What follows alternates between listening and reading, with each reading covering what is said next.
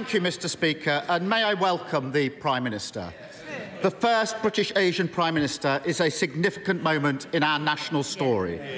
And it's a reminder that for all the challenges we face as a country, Britain is a place where people of all races and all beliefs can fulfil their dreams. That's not true in every country, and many didn't think that they would live to see the day when it would be true here. It's part of what makes us all so proud to be British. Was his Home Secretary right to resign last week for a breach of security? Prime Minister. Well, Mr. Speaker, can I thank the honourable gentleman for his kind and indeed generous welcome to the dispatch box. I look forward to Prime Minister's question time with him, and I know that we will have, no doubt, robust exchanges, but I hope that they can also be serious and grown up. So I look forward to it. Well, he asked about the Home Secretary. The Home Secretary made an error of judgment, but she recognised that. She raised the matter and she accepted her mistake. And that's why I was delighted to welcome back into a united cabinet that brings experience and stability to the heart of government. And let me tell you, Mr. Speaker, what the Home Secretary will be focused on. She'll be focused on cracking down on criminals, on defending our borders, while the party opposite remains soft on crime and in favour of unlimited immigration.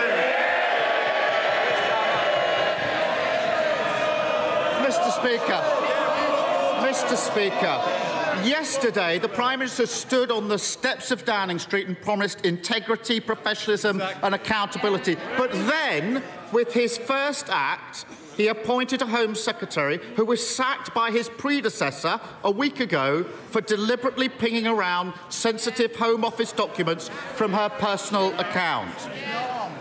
Far from soft on crime, I ran the Crown Prosecution Service for 5 years.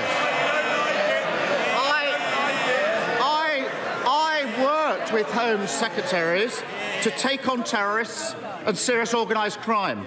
And I know firsthand how important it is that we have a Home Secretary whose integrity and professionalism are beyond question. So, have officials raised concerns about his decision to appoint her? Mr. Speaker, I just addressed the issue with the Home Secretary, but he talked about fighting crime. I would hope, Mr. Speaker, I would hope that he would welcome. I would hope that as we look forward, he would welcome the news today that there are over 15,000 new police officers on our street. And the Home Secretary will be supporting them to tackle burglaries. While the party opposite will be backing the lunatic protesting fringe that are stopping working people going about their lives. Starmer. Well, Mr. Speaker, I listened carefully. That was clearly not a no. We can all see what's happened here. He's so weak, he's done a grubby deal, trading national security because he was scared to lose another leadership election. There's a new Tory at the top, but as always with them, party first, country second. Yesterday, on the steps of Downing Street, he also admitted what the whole country knows. The Tories have crashed the economy, and now somebody has to pay for their mess. I say it shouldn't be working people who've been hammered time and again by this lot, but those with the broadest shoulders must step up. Does he agree? No. Well, Mr. Speaker, the honourable gentleman talked about party first and country second. Perhaps he could explain to us why it was a few years ago he was supporting the member for Islington North.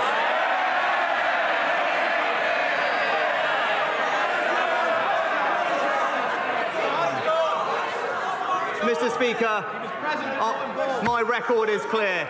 When times are difficult in this country, I will always protect the most vulnerable. That is the values of our compassionate party.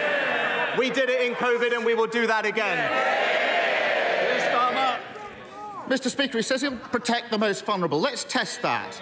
The government currently allows very rich people to live here but register abroad for tax purposes.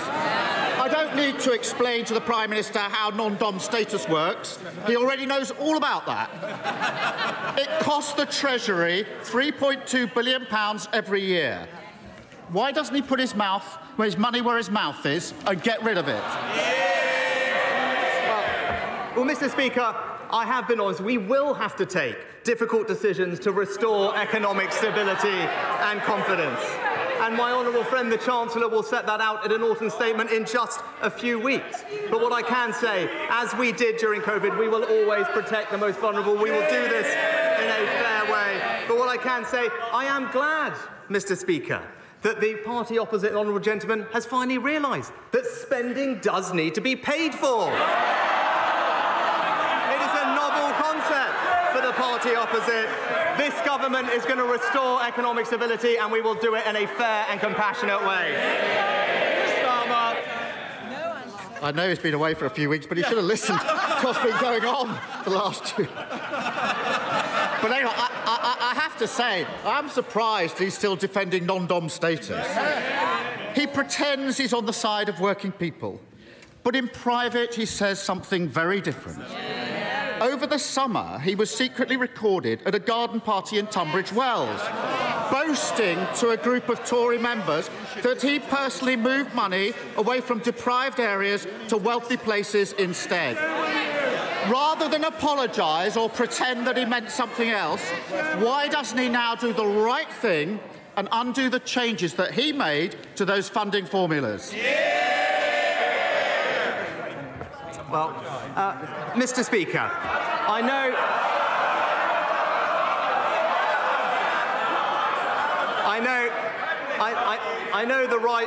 the right honourable gentleman rarely leaves North London. But if he does, he will know that there are deprived areas in our rural communities, in our coastal communities, and across the south, and this government will relentlessly support them, because we are a government that will deliver for people across the United Kingdom. But Mr. Speaker, he mentioned the last few weeks. I am the first to admit that mistakes were made, and that's the reason I am standing here. But that is the difference between him and me. This summer, I was being honest about the difficulties that we were facing. But when he ran for leader, he promised his party he would borrow billions and billions of pounds. I told the truth for the good of the country. He told his party what it wanted to hear. Leadership is not selling fairy tales. It is confronting challenges, and that is the leadership the British people will get from this government. Mr. Speaker, I think everyone should watch the video and make their own minds up. In public, he claims he wants to level up the north, but then he boasts about trying to funnel vital investment away from deprived areas. He says one thing and does another. But they're shouting. They're not my words. They're not my words.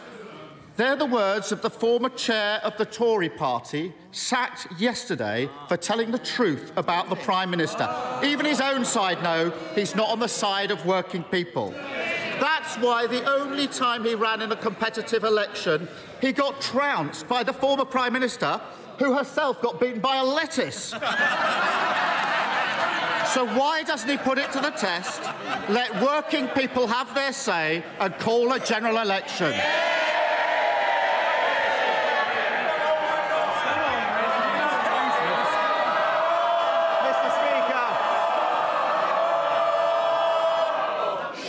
Well, it'll take a long time to get through this paper if we carry on like this, Prime Minister.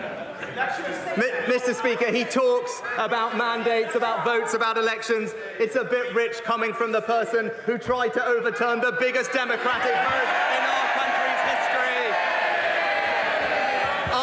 Our mandate is based on a manifesto that we were elected on, to remind him an election that we won and they lost. A mandate that says we want a stronger NHS, better schools, safer streets, control of our borders and levelling up. That is the mandate that I and this government will deliver for the British people.